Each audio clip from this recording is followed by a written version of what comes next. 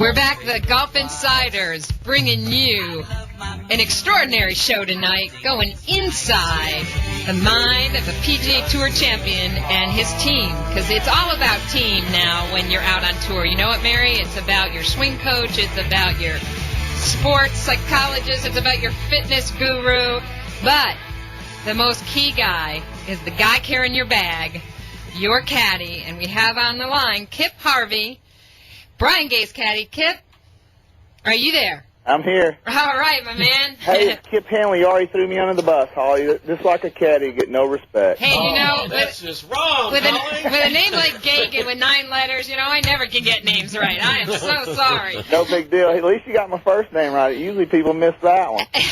Kip, Mary Brian here. Where do you make home? Where's your locale of putting your head down when you're not out on the tour? I'm in Tennessee. I'm in a little town called Crossville, Tennessee. Oh, Crossville's a great antique place. That goes right up there. Yeah, I know Crossville. Sure, I've been through there. Well, congratulations on your win. What a performance by your player, Brian Gay.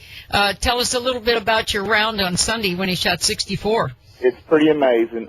He was so on top of his game, and I felt really, really good about going into it after Saturday night. I felt like, man, I just can't see us losing because he just hits it so straight, and he was so on top of his game. And after he made the bomb for an eagle on number 2, I thought, well, we just got to get this over with.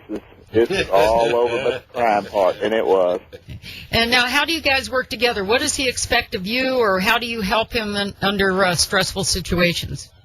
What does he expect of me? Oh my goodness! Well, that's a loaded question. Isn't it really is. We are total opposite kind of guys. I mean, we both like to have fun, and besides that, we are totally different. I'm really super aggressive and crazy and speak without thinking all the time, and he is ultra conservative and quiet and reserved and thinks about things before he says it. He's more like a smart person. So. But you know what? We find the blend, and it's working like crazy right now. So I'm just proud of what we got going. That speaks volumes, Kip, and congratulations. This is Rich Bianco. And how long you guys been doing this together now? How long you been on the bag? It's really close to 3 years on the button right now. And that was, we have to make mention that you were a winner of the Big Break in 2004 on the Golf Channel. So did you hook up after that? Yeah, it was after that. I was still I was a club pro for 100 years, and then I quit my job and tried to play, and I never could just cross over to that. And I tried to do exactly what Brian's doing. And I tried for many years, and I never really got that close, but I kept trying, and finally I just gave up and had to go to work out of pure necessity to feed my family. So kind of a vicarious thing for you then, being inside the ropes and watching a great player like Brian Gay, isn't it? Yes, it really is. Well, let me ask you a question now. Having been out on the tour, and I know every caddy does something different, you're on the range, it's Sunday morning, he's got the lead, he's warming up, he's hitting balls. What kind of conversation do you have with your player? Sunday morning we were pretty much the same as we always were. The only thing where I got a little bit ahead of myself was on Saturday afternoon when we were already in the lead, and he hit an incredible shot into the green on 16. And we already had the lead at that time. Of course, we still got 2 hard holes left and 18 holes on Sunday. But when he stuffed in there on 16, I took the putter cover off, handed him his putter, and I said, "Hey, bud," I said, "it's going to get real boring around here tomorrow." He says, "What do you mean?" I said, "Because we are going to be the only 2 having fun out here." And I just knew he was just going to bury everybody, and he did. It was pretty awesome. That's a great positive reinforcement, though. Don't you think that's a big part of being a caddy, is that positive reinforcement at the right time? I think so. You can't constantly just pump your guy up. He'll read through your bull. But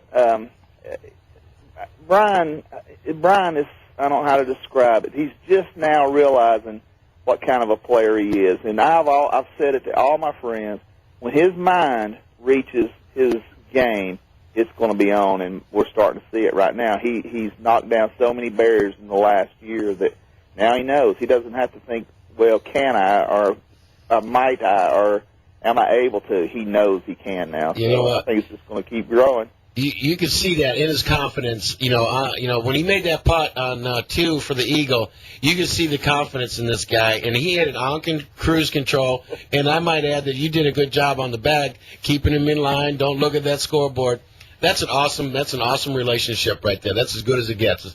You have to admit. I did. It was so much fun. Sunday afternoon was such a walk in the park. The last few holes. Wait, how about payday? Did you get a little payday out of that? What happened there, Kip? Come on, give it up. Well, my check hadn't cleared in the bank yet, so. Well, and just amazing to see. You're talking about his mind. He is just one cool customer, and boy, to just be able to stay inside yourself, because defending a lead and then kind of running away with the field, that could be tough. But what? I've known Brian for about 5 or 6 years now, and worked side by side, see more of him than his wife sees for the last 3 years, and that ain't no put on. The guy is just a cool, calm character. It has I don't know how to describe it. That's not a put on. That's just the way the guy is. And I told him, I said, Brian, when you start winning, that's going to be such a cool feature of you. But until you win, you're just going to be the pro that doesn't speak to people. But once you start winning, then you're going to be the cool guy who's quiet and smart and thinks about stuff. And that's exactly the way he should have been portrayed 3 years ago, but now that he's starting to win, that's the way they'll look at Brian. Well, his coach, Buddy Alexander, said he was maybe the most overlooked player on the PGA Tour, and I think he's starting to rattle some thoughts now, a bunch of people. But, Kip, let's talk about a caddy on the PGA Tour. Do you get to play golf at all during the week when you're out there? We do. I carry my clubs from week to week, but I get to use them maybe once every 2 or 3 weeks, and it's usually just drunk caddy golf is what I call it. They'll let us play somewhere, and there's a bunch, 3 or 4 of the caddies get together and knock heads. But I don't drink when I play golf. Now I drink, but I don't drink when I play golf, and it's just fun. But it's not any. I don't try and make my game great anymore. I've all but thrown in the towel. I think there are probably a lot of guys that have been in that bubble of trying to make it, professionally, and like you said, then it's sort of like, okay, I gotta make some money. What was the core path for you going out there and picking up a bag and then hooking up with such a great player? It was like I said, I tried to make it, and all through the mini tours, and that's what's filled with the future stars are out there playing, and I was playing with many of the future stars. Chad Campbell beat my brains in every day on the Hooters tour, and I kept trying to make it, and I couldn't make it, and my buddies kept making it. And they would say, hey, Kip, come and help me. And I would loop here for a guy and loop there for a guy, and not doing it as a living, but just helping a guy out.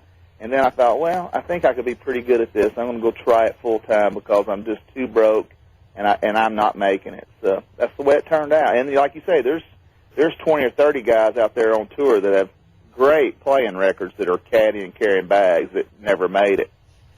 Same with the LPGA Tour. You see a lot of those caddies were good players that just finding a place for them where they love golf and they love to travel, and they like, you get that vagabond in your heart, and you just got to keep moving a little bit. So what? I don't have too much of that in me. I struggle with that because I have a beautiful wife and 2 beautiful daughters, 18 and 19 at home, and man, I hate the vagabond part of my job. I love the excitement. I often say the greatest part of my job is late Sunday afternoon. Besides that, it's kind of a grind, but I know I'm good at it, and I'm going to keep doing it. You have your daughters swinging a golf club? Well, both of them have great swings, but my youngest daughter, Stormy, she just won Miss Tennessee Teen USA, and she'll be in the Miss USA Teen pageant. Wow. In the Bahamas at the end of July. And as soon as she won the Miss Tennessee, we packed our bags and drove to the next city for her to play in the Tennessee State High School golf tournament. Very cool. Well, what's her first name? Stormy, Stormi. Stormy Harvey. Oh, you gotta love that. We'll have to keep an eye out for her. Well, don't worry, she's going to whomp them when she gets to that pageant.